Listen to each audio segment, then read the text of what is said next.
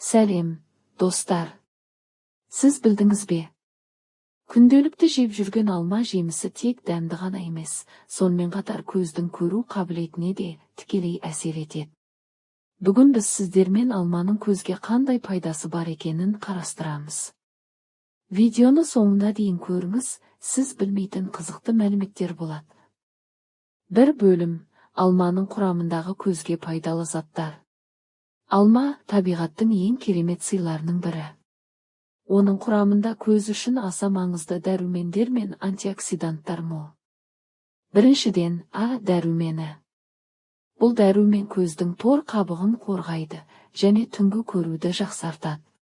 Екіншіден, С дәрумені, ол көздегі ұсақ қан тамырларын күшейтеді және көз қысымын тұрақтандырады.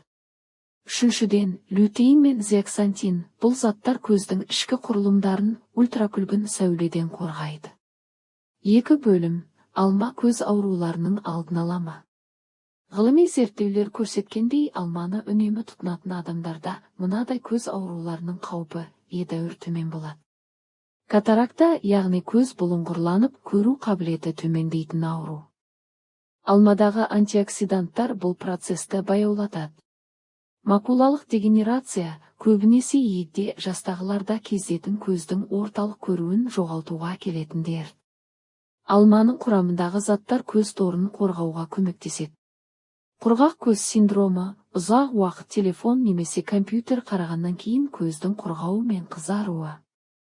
Алманың су құрамы мен С дәрумені көздің ылғалдылығын сақтауға септігін тигізеді. Үш бөлім: алманы қалай дұрыс тұтыну керек? Көзге пайдалы болу үшін алманы қалай жеу керек? Күніне кемінде 1-2 алма жеу жеткілікті. Ең дұрысы қабығымен бірге жеу, себебі пайдалы заттардың көбі қабықтың астында. Тәтті емес, сәл қышқыл алма сорттары пайдалырақ, оларда антиоксиданттар көбірек болады. Алманы шырын түрінде емес, тұтас күйінде жеген дұрыс.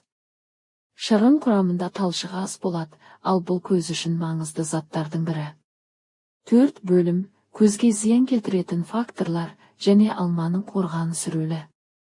Бүгінде көзге ең көп зиян келтіретін не? Смартфон, компьютер, дұрыс емес тамақтану және күннің ультракүлгін сәулесі.